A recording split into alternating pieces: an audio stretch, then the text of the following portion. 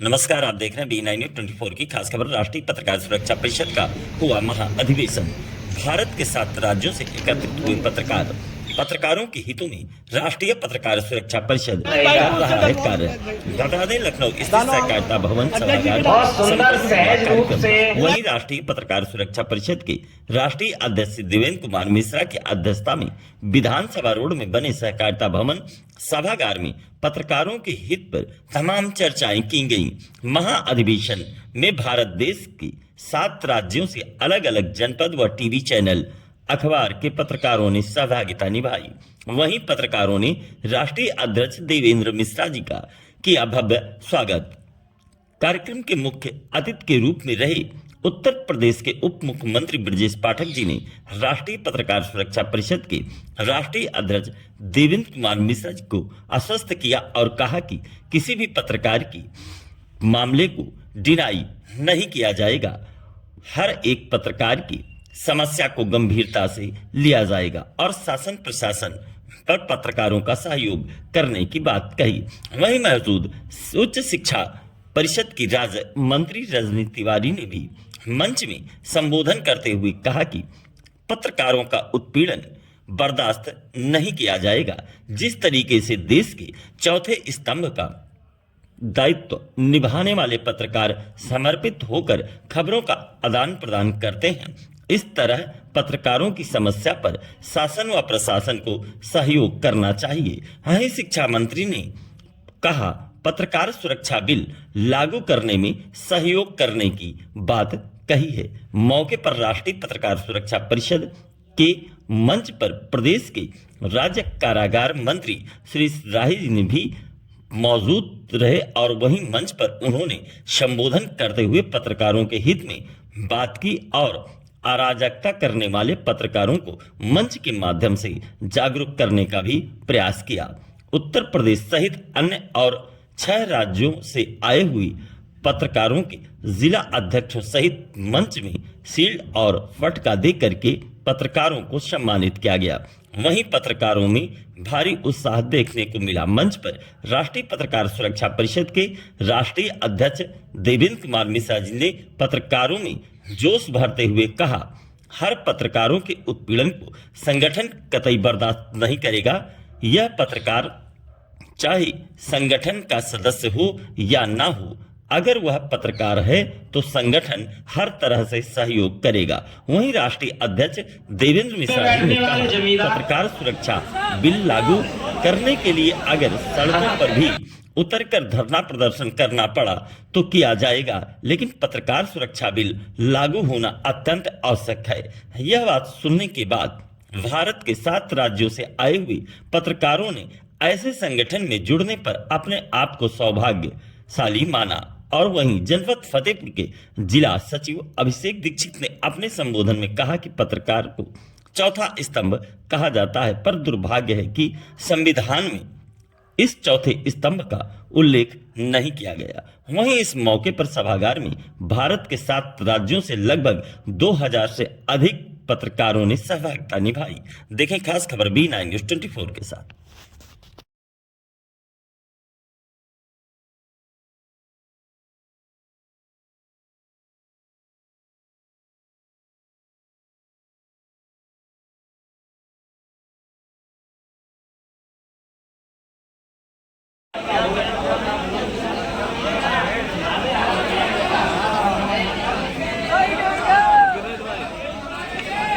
गोंडा और कन्नौज मेरे पास खड़े हैं।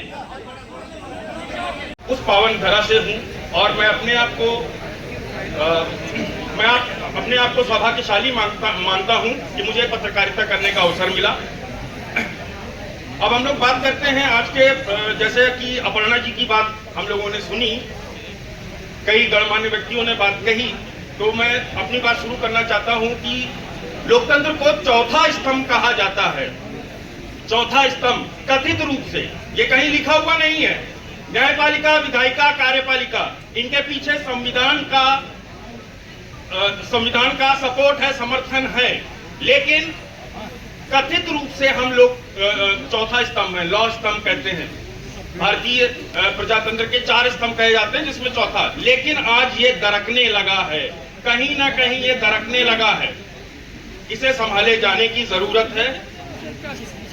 वर्ल्ड फ्रीडम प्रेस, मैं यहाँ पत्रकारों की समस्याओं, हम सब लोग पत्रकारों के सुझाव लेने के लिए यहाँ पर हैं, उनकी समस्याओं के बारे में बात करने के बारे में है। तो मैं आपका ध्यान एक तथ्य के ऊपर डालना चाहता हूँ कि वर्ल्ड फ्रीडम इंडेक्स 2024 यानी 2024 की वर्ल्ड फ्रीडम इंडेक्स रिपोर्ट के हिसाब से 180 देशों में भारत का स्थान 159वां है। 2023 में 161वां था। केवल इस एक तथ्य से आप समझ सकते हैं कि भारत में पत्रकारिता का वर्तमान स्तर क्या है। ये मैं नहीं कह रहा हूं, साथ ही साथ जितने भी हमारे पत्रकार साथी हैं, बंधु हैं, एक रिपोर्ट के मुताबिक पत्रकारिता दुनिया के 5 सबसे खतरनाक पेशों में से एक है। क्या आप लोग ये मानते हैं? क्या आप लोग ये मानते हैं कि पत्रकारिता एक खतरनाक पेशा है या नहीं है? देखिए, जो लोग संस्थागत रूप से जुड़े हुए हैं, संस्थानों के साथ जुड़े हुए हैं, उनको नो डाउट सपोर्ट है। मैं यहाँ पे सिर्फ इतना कहना आया हूँ, बहुत ज्यादा समय नहीं लूंगा, कि हम सभी पत्रकारों को पत्रकार सुरक्षा बिल लाए जाने की जरूरत है। छोटी छोटी चीजों में प्रयास करने की जरूरत है, क्योंकि हमारे पीछे कोई भी संविधान हमारे पीछे नहीं है। हमारे पीछे कुछ संस्थाएं हैं, जैसे कोर्ट है, माननीय न्यायपालिका हमें सपोर्ट देती है। तो मेरी यहाँ पे कुछ मांगे हैं राष्ट्रीय अध्यक्ष जी से कि हम सभी लोग राष्ट्रीय पत्रकार सुरक्षा परिषद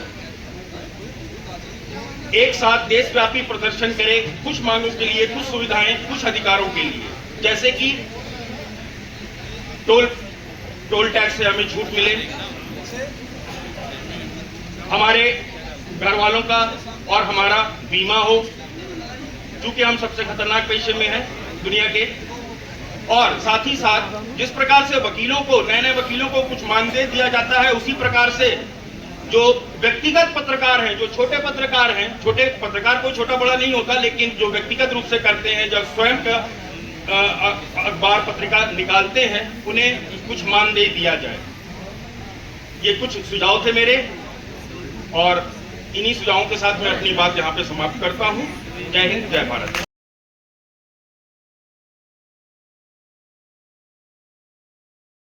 के लिए शुभकामनाएं देता हूं और अपने पत्रकार मित्रों को इस बात का भरोसा दिलाता हूं, हम और हमारी सरकार लगातार पत्रकार भाई बहनों के साथ हमेशा खड़ी है। कभी भी कोई बात होगी तत्काल आप बताएंगे। हर स्थिति में आपके जो परेशानियां, दुश्वारियां हैं, उनको हम लोग दूर करेंगे। प्रशासन में भी आपकी पहुंच हो, पकड़ बने, और लोगों को महसूस हो कि पत्रकार जगत एक पूरी दुनिया में, भारत में नहीं पूरी दुनिया में विशिष्ट स्थान रखते हैं। क्योंकि हर स्थिति में जैसे सरकार के अधिकारी कर्मचारी काम करते हैं, राउंड क्लॉक, चाहे जाड़ा आए, गर्मी आए, बरसात आए, कोई क्लाइमेट चेंज हो, कोई तूफान हो, कहीं आग लगी हो, हर जगह आप पहुंच करके कवरेज करने के साथ साथ सरकार के संज्ञान में लाने का काम करते हैं।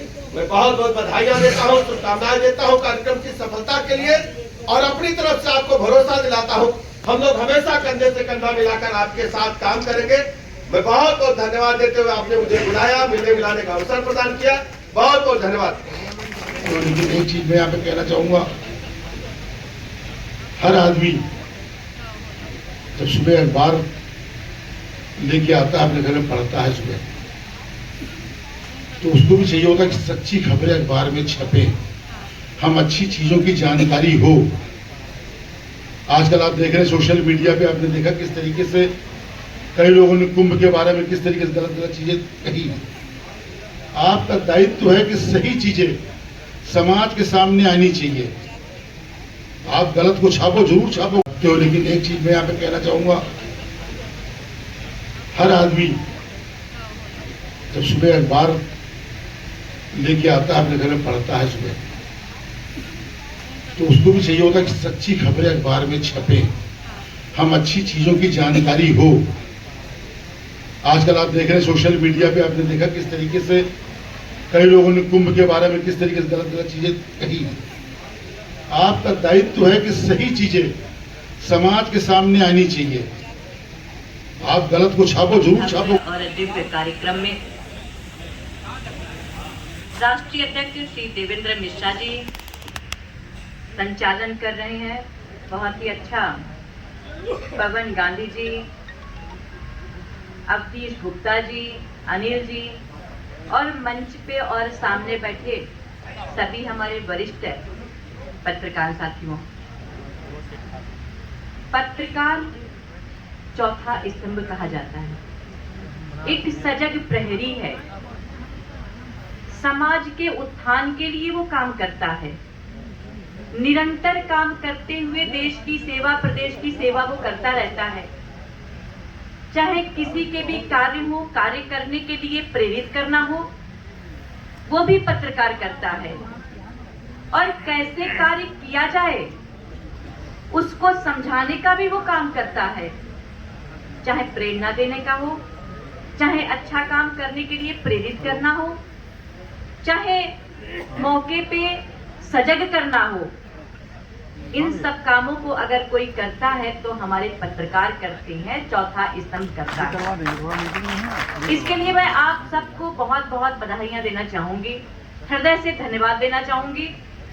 और अभी आप सबने देखा दिव्य और भव्य हमारा कुंभ प्रयागराज में हुआ, और देश में नहीं पूरी दुनिया में सनातन आस्था प्रेमियों का जो मेला वहां पे हुआ और उसकी जो पहुंच हमारे प्रदेश देश से जाते हुए पूरे विश्व में पहुंची, वहां पे पहुंचाने का काम भी हमारे इसी मीडिया ने किया, चौथे स्तंभ ने किया।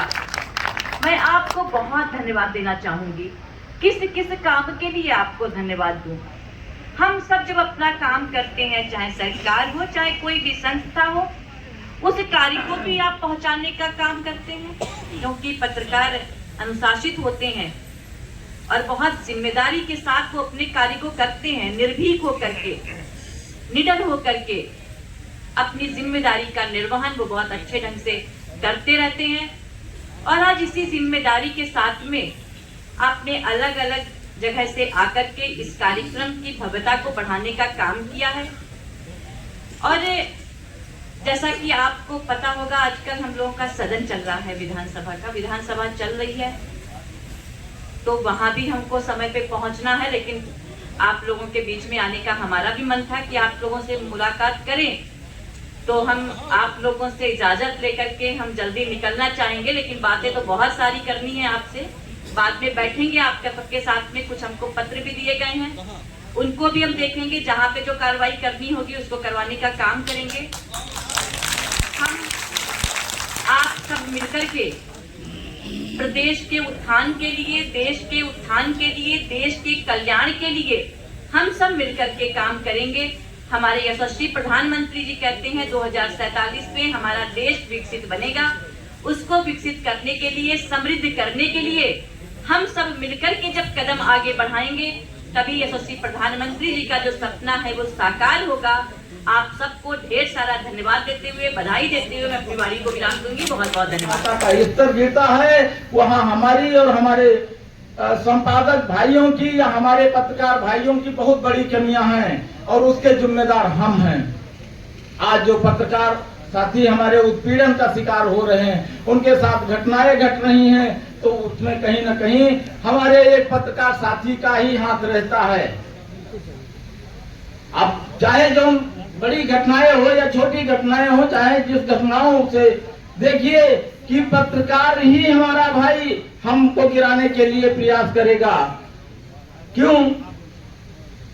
हम अधिकारियों और कर्मचारियों के साथ निरंतर बैठक उठक करते रहते हैं, और उसके बाद जब कोई मामला फंसता है, अभी अगर किसी जिले से किसी जिलाधिकारी का ट्रांसफर होता है तो हम पोस्टर फेसबुक पर, सोशल मीडिया पर 3 दिन पहले वायरल करने लगते हैं, क्योंकि जब वो आए तब हमको लगे कि हमारी एक पहचान बन गई है। और जब वो आ जाते हैं तो उनसे मिलने के लिए हम 2 दिन पहले बिना कॉन्फ्रेंस किए पहले ही मिल लेते हैं, अपना परिचय देते हैं, बात बताते हैं, और उसके बाद उनके साथ चाय पीते हैं और अपने भाई की कमियों को उनसे बताते हैं। और कल जब वो जाते हैं तो हमारी कमियां बताकर कोई भी कर्मचारी अधिकारी जो आता है जिले में, तो जब तक कॉन्फ्रेंस नहीं करता है तब तक वो अपनी बात नहीं रखेगा, कलम नहीं उठाएगा। लेकिन 2 ही दिन में हम उनके फेसबुक पे वायरल पोस्टों को करके इतना नजदीकी हो जाते हैं, और अपने भाई की सारी कमियां वो सही नहीं होती है, लेकिन हम झूठ बताते हैं नजदीक जाने के लिए, हम दूसरे की बुराई कर देते हैं। यही कमियां हैं हमारे पत्रकार साथियों में। आज जो घटनाएं घट रही हैं और जो घटना का शिकार हो रहे हैं, तो सबसे बड़ी कमी यही है कि हम एकत्र नहीं हैं।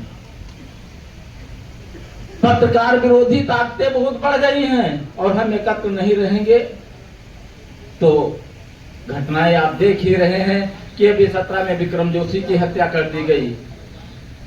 हम जाके वहां उनको मुआवजा दिलाए। 20 में रतन सिंह की हत्या, 18 में रतन सिंह की हत्या बलिया में कर दी जाती है, उनको मुआवजा दिलाए। 19 में प्रतापगढ़ सूरज श्रीवास्तव की हत्या कर दी जाती है, उनको मुआवजा दिलाए। 20 में रमन कश्यप की हत्या लखीमपुर खीरी में कर दी जाती है। किसान आंदोलन में जहां अजय मिश्र केंद्रीय मंत्री ट्रेनिंग के कार्यक्रम में उनकी मृत्यु हुई थी, वहां भी उनको मुआवजा दिलाया गया। अभी हाल में आप देख सकते हैं कि 14 मई को यहाँ आशुतोष श्रीवास्तव की घटना घट जाती है जौनपुर में, और हमारे पूरे उत्तर प्रदेश के पूरे जिलों से उनको ज्ञापन दिया गया, कार्रवाई कराई गई। अभी हाल में देखा होगा दिलीप सैनी की हत्या कर दी जाती है फतेहपुर में। हम अगर सच्चाई लिखेंगे तो हमारे दुश्मन कहीं ना कहीं जरूर हो जाएंगे। आज हमें संगठन का संचालन कर रहे हैं तो हमारे भी दुश्मन होंगे, बहुत सारे दुश्मन हैं। एक दिन हमारी भी यही दशा हो सकती है। आप लोग ज्ञापन देंगे, धरना करेंगे, अपने घर चले जाएंगे, कोई कार्रवाई नहीं होने वाली, ना आपकी बात को सुनने वाला है। आज 11 साल हो गए हैं। आज 11 सालों में पत्रकार सुरक्षा बिल को लेकर हम बराबर चर्चा करते चले आ रहे हैं, लेकिन सरकार ध्यान क्यों नहीं देती है, यह बहुत सोचनीय विषय है। इस पे अगर चिंतन मंथन आप नहीं करेंगे तो हम इसी तरह मीटिंगें करते रहेंगे, बैठकें करते रहें, कोई होने वाला कुछ नहीं है। हम पत्रकार साथियों से यही अपील करते हैं कि संगठन को परिवार मानते हुए, आपस में भाईचारा बनाते हुए, अगर हम कई जगह बट जाएंगे, सरकार भी कहावत कहती है कटोगे तो बटोगे, बटोगे तो कटोगे। इसी तरह हम अगर एकत्र नहीं रहेंगे तो हम लोगों की यही दशा होगी, एक के बाद एक घटना का शिकार होता रहेगा, लेकिन कोई सुनने वाला नहीं है। संगठन की ताकत, एकता की ताकत बहुत होती है। अगर संगठन की ताकत हमारे साथ है, एक झाड़ू को एक डोरी से बांध के देखिए, सफाई कर देगा, और उसको छुट्टा छोड़ दीजिए, वो कचरे के डिब्बे में चला जाएगा।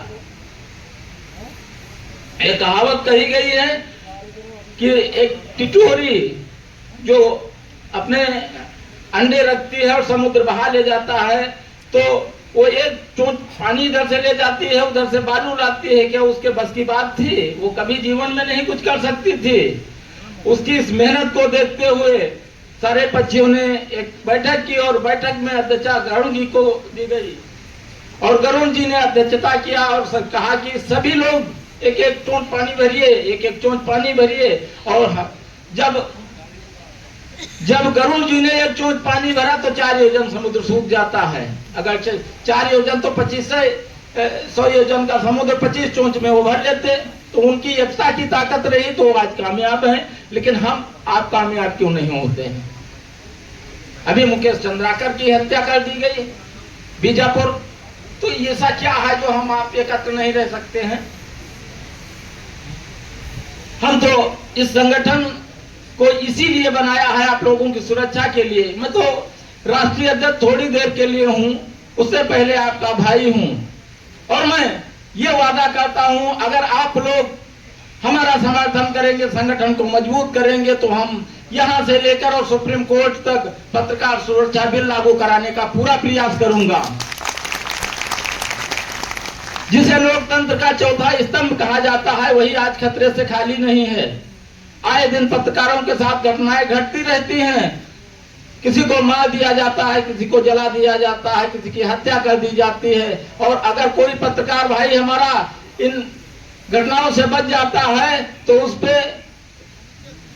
एक ही धारा है, रंगदारी का मुकदमा दर्ज करा दिया जाता है और कोई दूसरी धारा नहीं बनती है। बहुत सारे पत्रकार भाई हैं जिन पर रंगदारी मांगने का आरोप लगाया जाता है, बस दूसरी धारा नहीं होती है। हम पत्रकार विरोधी ताकतों से ये कहना